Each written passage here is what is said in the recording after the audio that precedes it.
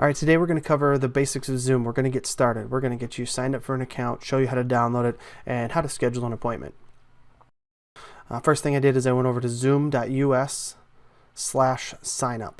So it'll prompt you first to put in your birthday, just for age verification. We're just going to pick something and go ahead and hit continue.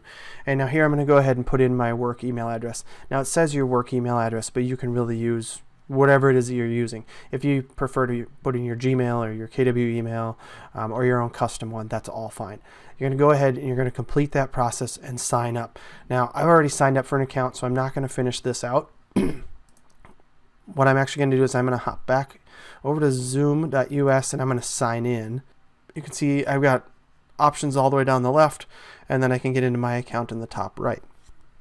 So first thing I'm going to do is I'm going to go into my profile, and I want to fill out my profile. I want to edit this, put in my name, my title. I want to get my photo. That's very important. Get your photo in there. And there's a lot of options in here you can go through. I chose to sync mine to my Google Calendar and my contacts. That's up to you. And then you've got a few other options down here. So when you go into meetings, here I can see the meetings that I have scheduled. Now, if I have the webinar add-on package, which most of you probably aren't going to need, I could see those in there as well. I could access my recordings. If you have a pro account, you do have the ability to record your meetings. Now, with a free account, you can host unlimited one-on-one meetings with people. That's all included in the free account. You cannot record, though. Now, if you're going to have 3 people in there and you want to have it more than 40 minutes, you're going to need a pro account. Now, the pro account's like $15 a month, pretty reasonable, and you can do month to month. If you're going to have 3 people in your meeting and you're not going to go over 40 minutes, you're fine. But I'm going to go into my settings. So in my settings, there's a few things that I can turn on and off. I can turn on video for me, the host, or for my participants by default. I can select if I want people to be able to connect via their computer, tablet, or phone, or call in via phone number like a conference call. It's up to you. Most people are probably going to connect with the computer audio, so it simplifies things a little bit if you just stick to that. You also have the option to turn on the join before host. If you turn that on, then that simply means people can join the room and be waiting in there before you get there. Now, if you're going to have a large meeting or a meeting with several people, maybe you don't want them to all get in there and talk ahead of time before you get in there, so then you can leave that off. There's a personal meeting ID as well. That's recommended to leave that off for your meetings. A personal meeting ID is a 10-digit code that you can set up, typically your phone number, and that's kind of like your meeting link. That link's always open for people to jump in there and use, or jump in there and connect with you. So you may want to create a unique link, because if somebody decides to go back to that personal meeting ID later and you happen to be on a call with somebody else, they could pop in there. There's also options to require a password. Those are recommended to leave those on now.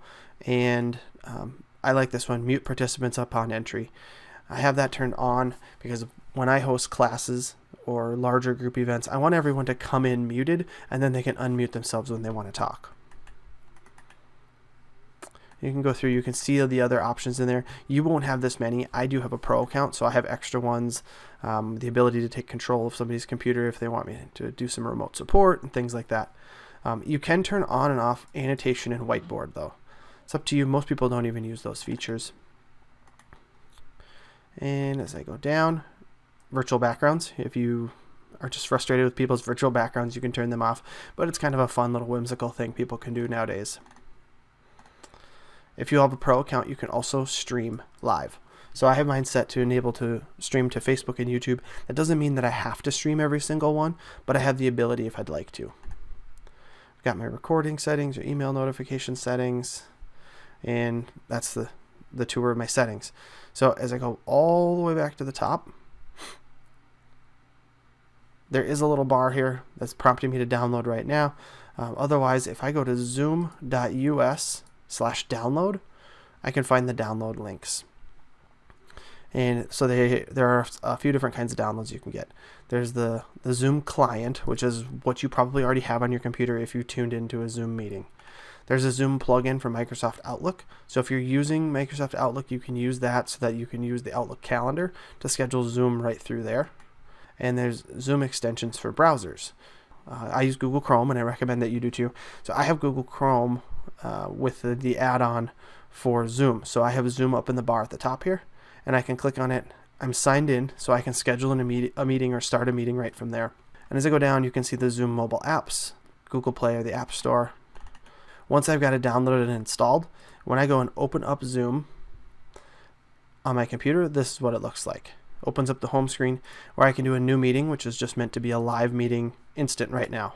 So I could open a new meeting right here. That's going to be an instant meeting. I can start it and then hit invite at the bottom to add somebody.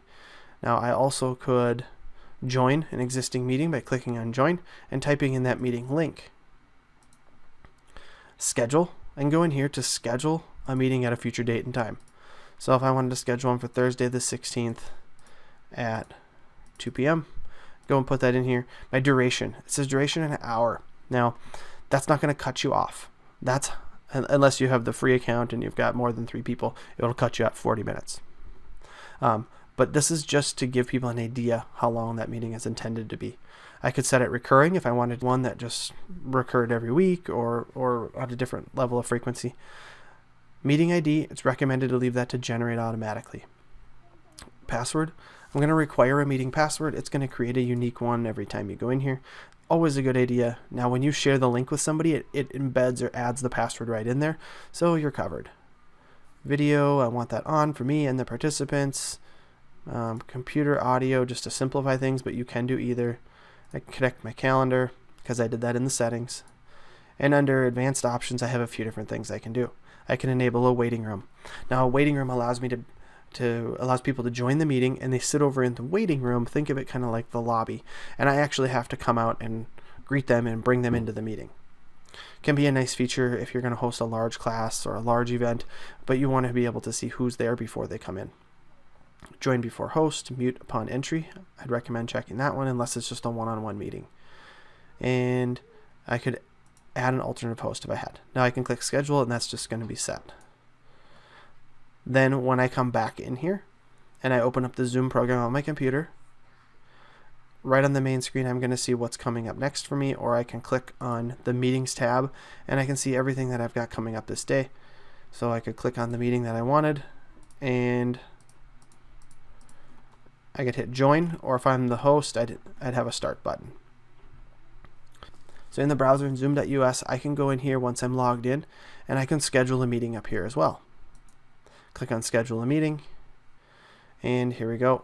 It's on the meetings tab also. Go in and I put in a description if I want, set my date and time. Set it for 4:30 for an hour. Do I want them to register? No, I don't need them to register for this one. I do want the video on. See, it created a unique password different again here. They can get in. I don't even need this one muted because it's just going to be a one-on-one, and hit save. Now I've created it. You can see I've got a unique link here. It has my code for the room and it has that password embedded in it like I talked about. Now there's 2 things I can do from here. I can add this directly to my calendar, Google Calendar, Outlook Calendar, or Yahoo. I can edit the meeting, or I can copy this invitation. So if I click copy the invitation, it's going to give me all the info that I could then I don't even have to highlight it. I can hit copy meeting invitation. So I'll hit copy meeting invitation, close this out. Now I could go over and do an email, type it up, and whatever I wanted, type up the email, paste this in, send it off. They're going to get an email with this link where they then click the link and boom, they're in the meeting. The other option is I could click on Google Calendar. It's going to ask me to sign in because I've connected my calendar. It's going to open up my Google Calendar when I click allow, and it's going to put that right on my calendar. So here it is, meeting with buyer John. Do I want my notifications? Sure, put the details in here. I could change anything about this as long as I leave this link. So I could simplify that. I could change the message. I can do whatever I want. Change that up a little bit. How I have buyer consultation meeting. All you have to do is click the link below. If I wanted to, right in here, I could then go add in their email, select it. I don't want to meet. Now I could go and just hit save, and it's actually going to ask me if I want to send off an email, or it's going to send a meeting invite to them. So that's one option or you can just copy that invite like we did before. Copy the invite and send it to them. Lots and lots of ways that you can share those meetings. So from I showed you how to access the meeting to start it from the Zoom program on your computer. You also could access it right from your account when you're on the browser, or I can click on the meetings tab on the left in the browser here, and here's all the scheduled meetings that I have coming up. Click on any one of them. When this opens up, I've got a start meeting, and I could start it early if I wanted to, as long as they know about it. Or I could go right in my email. If I save this, I've now got my meeting. I can click on it, and the link is right there to join it as well.